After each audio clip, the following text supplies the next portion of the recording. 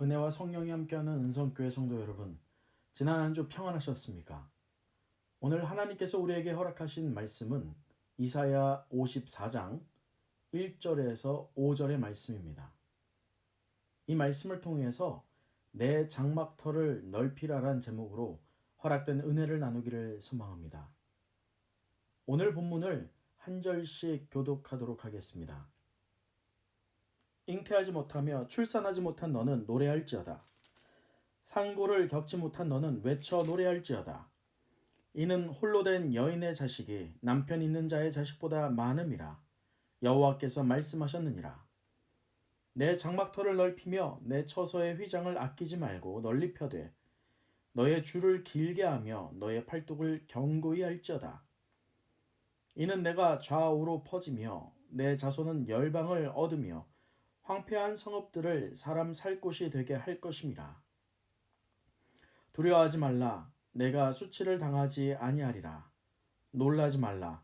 내가 부끄러움을 보지 아니하리라. 내가 내 젊었을 때의 수치를 잊겠고 과부 때의 치욕을 다시 기억함이 없으리니 이는 너를 지으신 이가 내 남편이시라. 그의 이름은 만군의 여호와이시며 내 구속자는 이스라엘의 거룩한 이시라. 그는 온 땅의 하나님이라 일컬음을 받으실 것이라. 아멘. 사랑하는 성도 여러분, 우리는 지난주부터 지경이 넓어질 것이라 라는 새로운 시리즈로 말씀의 은혜를 나누고 있습니다. 이것이냐 저것이냐를 놓고 혼란과 걱정으로 반응하기보다 우리가 믿음을 소유한 믿음의 세대라고 한다면 우리의 생각과 신앙의 지경을 넓혀주시는 하나님의 말씀으로 온전한 예배가 먼저 회복되어야 함을 사모함으로 우리가 한 달간 이 말씀을 가지고 은혜 누리기를 간절히 소망합니다. 그런 부분에서 우리가 지난주 말씀을 잠깐 다시 점검해 보면 그 지경이라는 것을 우리는 두 가지로 해석해야 된다고 했습니다. 땅 지자와 지경 경자로 해석해서 지역의 경계를 넓힌다는 것이죠. 그리하여 예배자된 우리 각 개인과 가정과 공동체에 적용해서 우리가 밟는 지역의 경계를 넓히사 하나님의 선하고 아름다운 영향력을 미치게 될 것을 소망하는 지경이 넓어지길 원합니다. 또 두 번째 지경을 넓힌다는 것은 알지자와 지경 경자로 해석할 수 있죠. 사물을 인식하고 판단하는 시야를 넓힌다는 뜻입니다.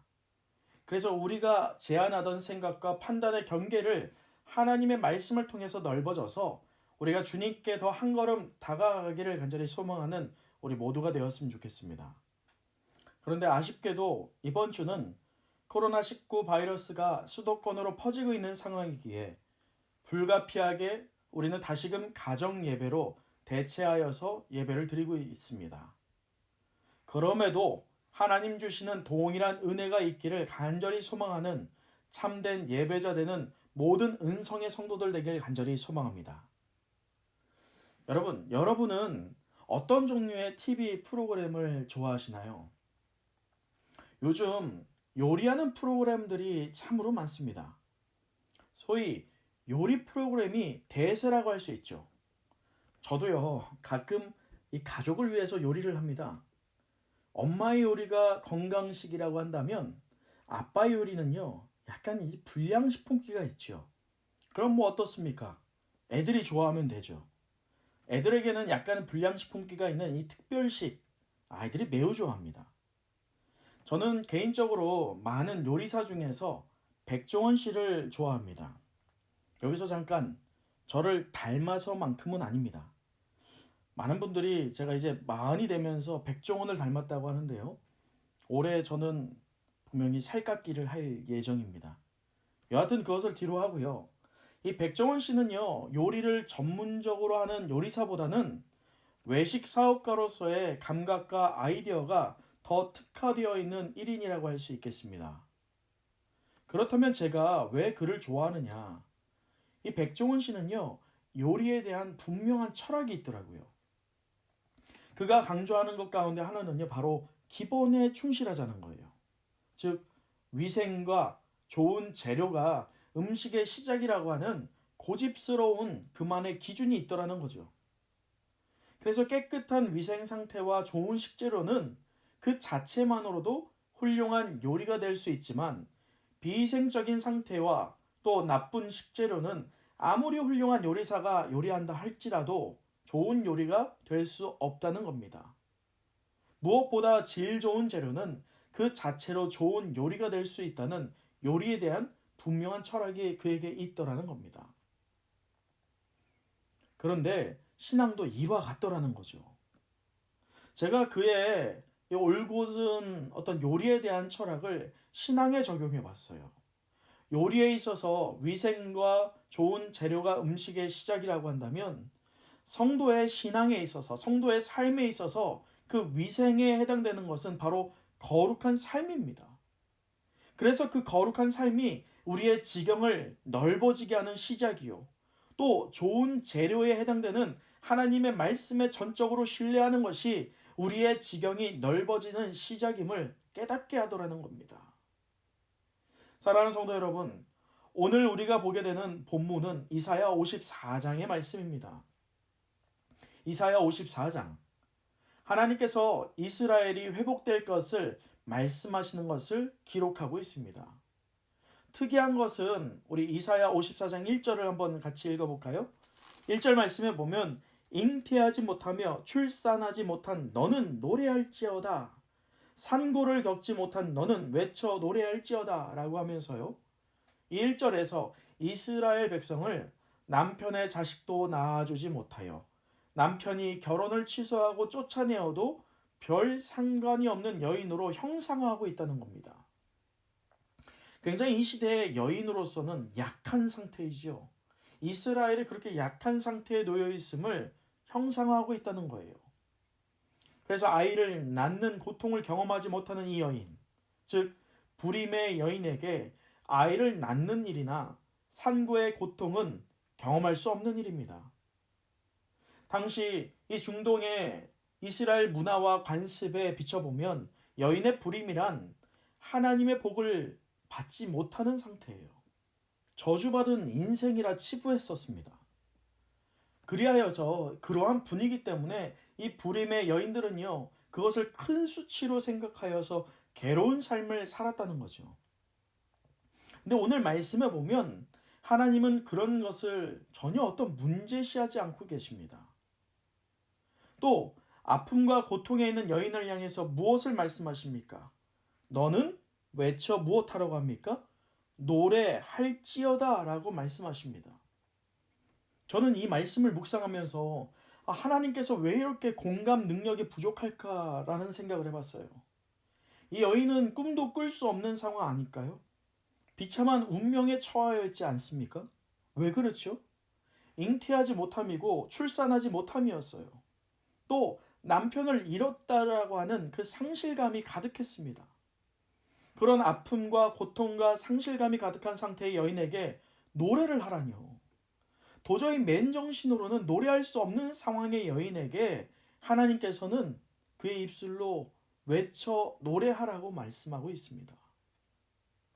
사랑하는 성도 여러분, 어찌 보면 우리의 현재 상황도 이와 비등할 때가 있습니다. 하나님 믿는다고 살아왔는데 우리들의 삶에 어려움이 끊임없이 찾아옵니다. 아픔과 고통이 계속됩니다. 아니, 이제는 코로나로 인해서 경제적인 손실과 상실감이 더 가중되고 있어요. 혹여나 현재 이 여인처럼 아픔과 고통과 상실감 가운데 빠져 있는 성도분이 계십니까? 혹시나 지금 그런 경험을 하고 있으신지요? 그런 상태에서 외쳐 노래를 부른다는 것은 결코 쉬운 문제가 아닐 것입니다.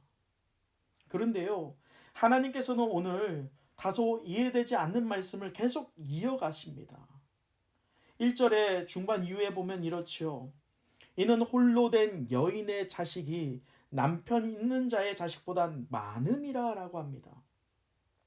희망을 잃은 여인, 상실감에 사로잡힌 여인에게 하나님께서는 이해되지 않는 말씀을 하세요. 남편 있는 자의 자식보다 더 많은 자식을 갖게 될 것을 말씀하고 있습니다. 이것은 인간의 이성으로는 이해할 수 없는 약속이에요. 인간은요, 누구나 현재가 중요합니다. 누구나 현재가 중요해요. 현재가 있어야 미래가 있다라고 말합니다. 지금 현재 내가 평안한가가 중요하지, 훗날 내가 평안할까가 중요하지 않더라는 거예요. 지금 내가 평안해야 훗날이 평안할지 어떨지 생각할 수 있는 여유가 있기 때문 아닐까요? 지금 현재라는 것은 내 눈에 보이지만 훗날이라는 것은요, 내 눈에 보이지 않기 때문입니다. 그러한 맥락에서 보면 지금 하나님께서 이 여인에게 또 이스라엘에게 또 오늘 저와 여러분에게 하시는 말씀은 이성적으로 납득되지 않는 말씀이요, 눈에 보이지 않는 신기루와 같은 말씀입니다. 그러나 여기에 엄청난 영적 비밀이 숨겨져 있다는 것이지요. 그 비밀을 발견한 사람만이 오늘 여인처럼 기쁨으로 소리 높여 노래를 할 수 있다는 것입니다. 사랑하는 성도 여러분, 그렇다면 그 엄청난 영적 비밀이 과연 무엇일까요? 1절 말미에 보면요, 하나님께서 이렇게 고백하십니다. 여호와께서 말씀하셨느니라. 여호와께서 말씀하셨느니라. 하나님께서 스스로 그것을 고백하고 증거하고 계십니다. 곧 예언의 주체가 누구인지를 분명히 밝히고 있다는 것이지요. 여호와 하나님께서 말씀하신 그 말씀은요, 반드시 이루어질 줄 믿습니다. 아멘. 그것을 믿느냐 믿지 않느냐에 따라서 그 결과는요, 크게 다를 겁니다. 오늘 확증의 말씀을 받은 하나님의 백성들은 현실적 상황이 아무리 절망적이며 비관적이라 할지라도 소망을 가질 수 있었어요. 오늘 우리 은혜와 성령이 함께하는 은성교회 모든 예배자들이 하나님이 그 확증의 말씀을 붙잡음으로 하나님 주시는 영적 비밀을 발견하고 우리의 지경이 넓어짐을 체험하길 간절히 소망합니다. 그러기 위해서 한 가지 필연적 명령을 우리는 반드시 따라야 됩니다. 2절을 읽어보도록 하죠. 내 무엇을 넓히라고 하고 있습니까? 내 장막터를 넓히라 라고 하나님께서 말씀하십니다. 고대 근동 여성들은요, 가족의 주거용 장막을 세우며 유지하는 일을 책임졌다고 합니다. 예전에 이 불임이었다가 이제 많은 자녀를 얻게 될 여자라고 한다면요, 장막을 확장하는 것은 당연한 일일 것입니다. 더 큰 장막을 짓기 위해서 장막터를 넓히며 더 긴 줄과 더 견고한 말뚝이 필요했을 겁니다. 그런데 문제가 무엇입니까? 문제가 뭐예요? 앞서 나눈 것처럼 그것을 믿느냐 믿지 않느냐죠. 그것을 믿느냐 믿지 않느냐에 따라서 그 결과는 분명히 다릅니다.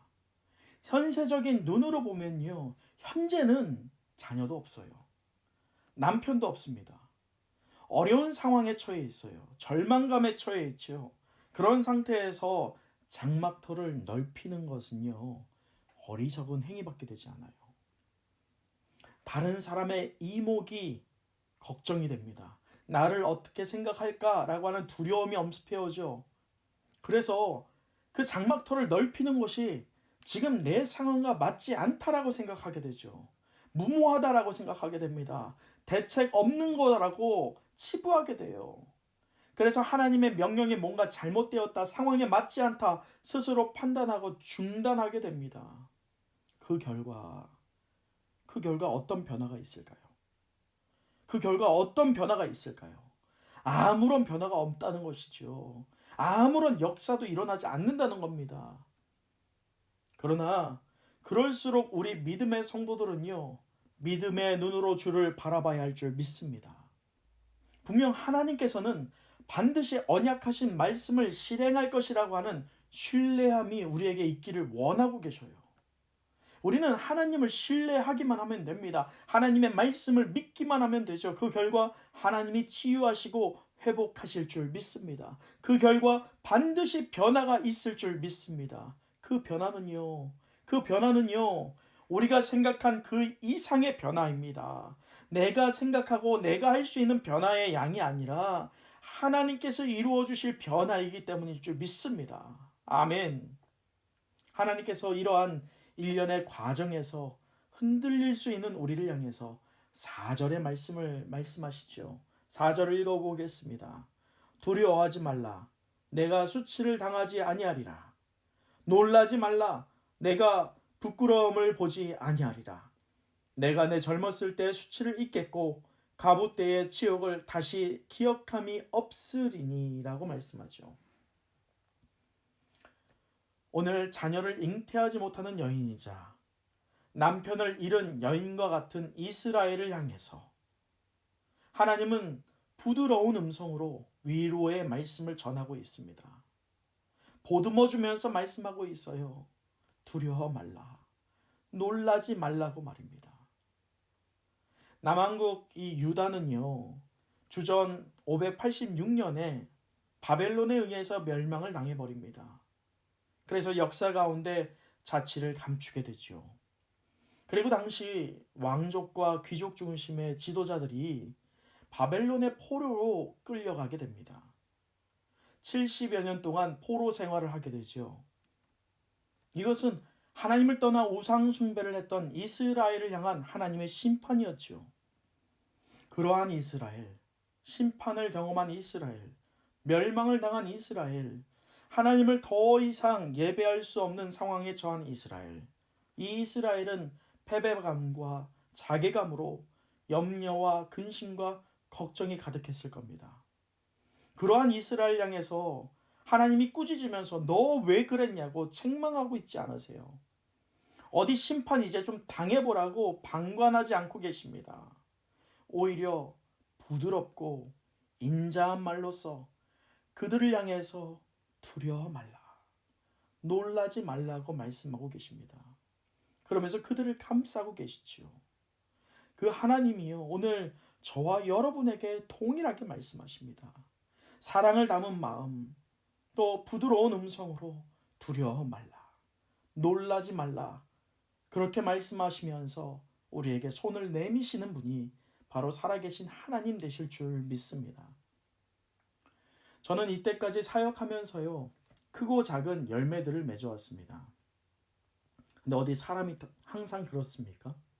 그렇지 않아요. 사역 중에 쓰라린 아픔을 겪기도 했고 자존심이 많이 상하기도 했으며 좌절감으로 실패를 경험할 때도 적지 않았습니다. 한 번은요, 사역을 계속해야 할까 그만둬야 할까를 고민할 정도의 심각한 상태에 놓였을 때가 있었습니다. 그런 상황 앞에서요, 어떤 사람의 말도 들리지 않아요. 그냥 걱정하고 근심만 하고 있는 상태가 바로 저의 상태였습니다. 그런 저를 향해서요, 하나님께서 어떤 말씀을 주셨느냐? 이사야 41장 10절 말씀이에요. 걱정하고 근심만 있던 저를 일으켜 세운 말씀입니다. 제가 읽어드리겠습니다. 두려워하지 말라. 내가 너와 함께 함이라. 놀라지 말라. 나는 내 하나님이 됨이라. 내가 너를 굳세게 하리라. 참으로 너를 도와주리라. 참으로 나의 의로운 오른손으로 너를 붙들리라. 아멘. 하나님이 이 말씀으로 저를 위로하시고 보듬어 주셨습니다. 사랑하는 성도 여러분, 하나님께서는요, 그 믿는 자를 고난 가운데 방치하지 않으실 줄 믿습니다. 여러분을 통해서도 동일하게 말씀하십니다. 두려워 말라. 놀라지 말라. 내가 너를 굳세게 하리라. 참으로 너를 도와주리라. 참으로 나의 의로운 오른손으로 너를 붙들리라. 라고 하시는 그 하나님이 저와 여러분이 믿고 있는 살아계신 하나님이심을 다시 한번 깨닫기를 간절히 소망합니다. 우리는 다만 걱정과 근심함 가운데서 우리를 구원해 주실 분이 하나님이심을 믿음으로 붙잡으면 되는 거예요. 그 믿음으로 우리의 장막터를 넓히면 되는 겁니다.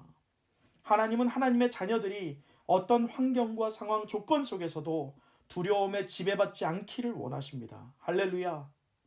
내 감정, 내 생각이 부정적이 될 때 그러한 부정적인 감정과 생각에 영향받지 말고 예수님 믿고 예수님 의지하기를 소망합니다. 아무것도 염려하지 말고 모든 일에 기도와 감사함으로 하나님께 아뢰라고 말씀하시지 않았습니까? 사랑하는 성도 여러분, 하나님이 문자적인 하나님이 아니라 어제나 오늘이나 내일 늘 언제나 우리와 동행하시는 살아계신 하나님으로 믿음으로 붙잡길 소망합니다. 그 하나님을 믿음으로 우리의 장막터를 넓히기를 결단하십시오. 두려워 말라, 놀라지 말라며 우리를 회복시키실 하나님을 붙잡기를 결단하십시오. 그 하나님이 우리의 수치를, 치욕을 걷어 가실 줄 믿습니다. 우리는 절망 속에 거하는 존재가 아닙니다. 상처 속에 거하는 존재가 아니에요. 과거의 상처들, 과거의 절망스러운 순간들, 아픈 기억들 하나님께서 잊게 하실 줄 믿습니다. 살아갈 새로운 힘을 주실 분이 우리가 믿는 하나님이요 살아계신 하나님 되심을 절대로 잊지 마십시오. 그러므로 믿음의 주여 또 온전하게 하시는 이인 예수님을 바라보는 우리 은혜와 성령이 함께하는 은성교회 성도 되길 간절히 소망합니다. 말씀을 마치겠습니다. 우리 마지막으로 5절의 말씀을 읽어보겠습니다. 이는 너를 지으신 이가 내 남편이시라. 그의 이름은 만군의 여호와이시며 내 구속자는 이스라엘의 거룩한 이시라. 그는 온 땅의 하나님이라 일컬음을 받으실 것이라. 아멘.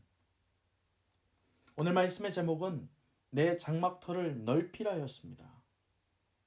우리의 지경이 넓어지는 두 번째 시리즈, 우리의 장막터를 넓혀야 합니다. 지금 이 시기 모두가 어려운 때입니다. 지금 이 시기 우리가 누구를 붙잡아야겠습니까? 믿는 성도로서 염려와 근심과 걱정 그리고 두려움이 왜 없겠습니까? 그러나 그럼에도 우리가 살아갈 담력을 얻을 수 있는 것은요, 하나님께서 우리를 구원하실 것이고 치유하시고 축복하시며 형통하도록 인도하실 것을 신뢰하는 저와 여러분 되길 간절히 소망합니다. 기억하십니까? 설교의 서두에 나눈 것처럼요, 요리에 있어서 위생과 좋은 재료가 음식의 시작이라고 한다면 성도의 신앙에 있어서 위생에 해당되는 것은 거룩한 삶입니다. 그 거룩한 삶이 바탕이 될 때 우리의 지경이 넓어진다는 것을 잊지 마십시오. 또 좋은 재료에 해당되는 것이 하나님의 말씀이었습니다. 하나님의 말씀을 문자적으로가 아니라 전적으로 살아 역사하는 하나님의 말씀으로 신뢰할 때에 우리의 지경이 넓어짐을 경험하길 간절히 소망합니다. 이 어려운 때에 대적 사탄은요, 우리가 관계 맺고 있는 사람들과 환경을 사용해서 우리의 신앙을 흔들어댑니다.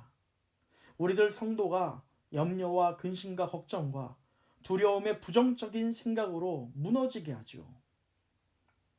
범에게 물려가도요, 정신만 똑바로 차리면 살 수 있다고 했어요. 사탄이 아무리 난리를 치고 우리를 넘어뜨리게 시험을 건다 할지라도요, 그러한 때일수록 하나님께서 신랑 되시며 만군의 여호와이시며 구속자 되시는 전능하신 하나님으로 우리가 믿음으로 고백하고 또 그렇게 신뢰함으로 붙잡을 때 인간의 눈으로 보면 위기의 상황이지만 그것을 사용하여서 하나님은 당신의 뜻이 밝히 드러나게 하실 줄 믿습니다. 사랑하는 성도 여러분, 잊지 마십시오. 하나님을 신뢰하는 우리네 삶이 그가 원하시는 거룩한 삶이요, 사람이나 환경을 의지하기보다 하나님의 말씀을 의지하고 신뢰하는 것이 예배자의 삶일 줄 믿습니다. 수치와 모멸감 그리고 고통과 상실감에 사로잡혔던 여인을 구원하시는 하나님께서 이제 우리를 구원하실 줄 믿습니다. 우리는 하나님의 말씀을 붙잡고 우리 장막터를 넓히기만 하면 됩니다. 두려워하지 말라, 놀라지 말라고 말씀하시며 우리보다 앞서 행하시는 하나님을 그 어느 때보다 더욱 신뢰하는 저와 여러분이 될 때 어떤 문제와 어려움이 다가와도 하나님께서 넉넉히 이기게 하실 줄 믿습니다.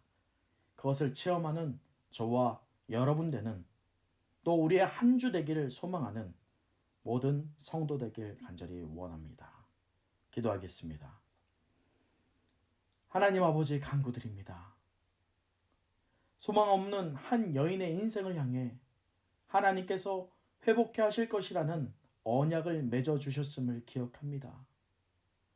오늘 우리에게 동일한 약속의 말씀을 허락해 주셨음을 믿습니다. 우리의 어그러진 삶을 회복하여 주시옵소서. 하나님 말씀을 그 어느 때보다 더욱 신뢰하는 우리 은성교회 성도들의 삶을 붙잡아 주시옵소서. 어떠한 문제와 어려움이 다가온다 할지라도 우리 신랑 되시며 만군의 여호와 되시며 우리의 구속자 되시는 하나님께서 넉넉히 이기게 하실 것을 믿습니다.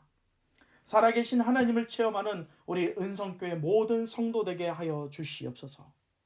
아버지 하나님, 참으로 어려운 시기입니다.